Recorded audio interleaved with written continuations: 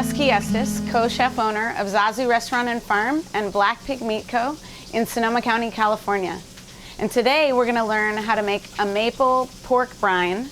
And usually brines are used on meats that would tend to be dry to make them moist. And so pork loin is an example of a cut that really does better with brine. Today I've cut a couple chops to show you, but you can put in whole chickens into this brine. You can also put in a whole loin and roast it whole and then slice pieces off of it. This is a fast cut. The smaller the pieces, whether it be chicken pieces or chops, you could brine just for a couple hours. If you put in a whole bird, like a chicken, a turkey, or a whole pork loin, it would be a brine for 2 to 3 days. So first I take a gallon of water and a cup of salt. And I use kosher salt, not iodized salt. And 1.5 cups of brown sugar.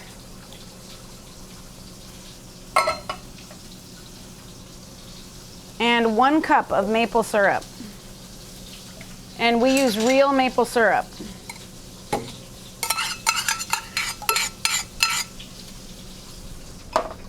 A 1/4 cup of molasses.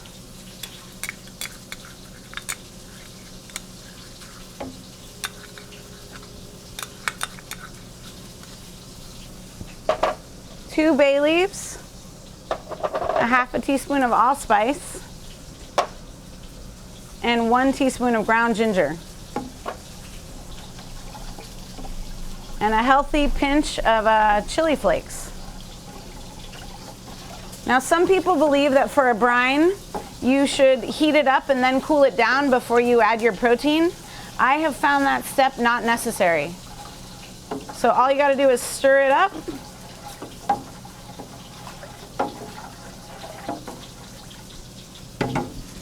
And then soak your protein,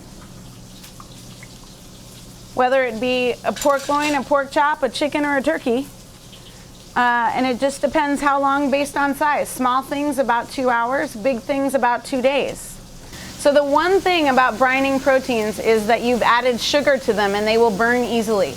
So a lot of times what we do is start things searing either in a pan or on a grill and then finish them in the oven so that you don't burn the protein that has sugar on it. So I'm going to grill these pork chops. And just take a little bit of oil to put on each side. And I'm going to mark them on the grill and most likely finish them in the oven.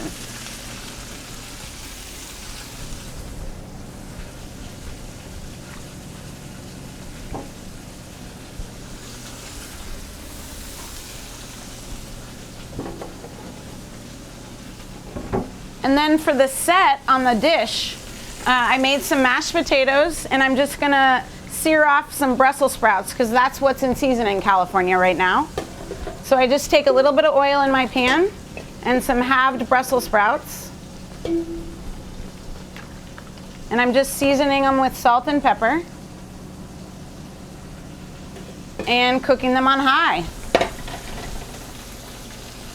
And I'm going to come and check to make sure my pork chop is not burning. So our pork chops are beautifully marked, and we're just going to finish them in the oven so that we don't burn them on the high heat. They just need about 5 more minutes in the oven. And I would say about a 400-degree oven for about 5 minutes and your chops are done. So I just sauteed my Brussels sprouts in a little oil, salt, and pepper, and I'm adding a little sherry vinegar just to add some moisture to sort of steam the Brussels sprouts. We don't really like overcooked Brussels sprouts. In California, we really appreciate all of our fresh vegetables, so we don't cook them to death.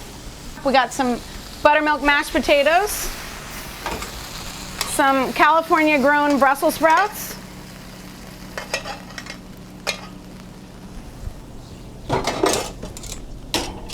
our beautiful maple brined pork chop, and then some California apple cider that I reduced down into a syrup, just right on top. You just take the apple cider and boil it until it's thick. And there is a delicious pork dish.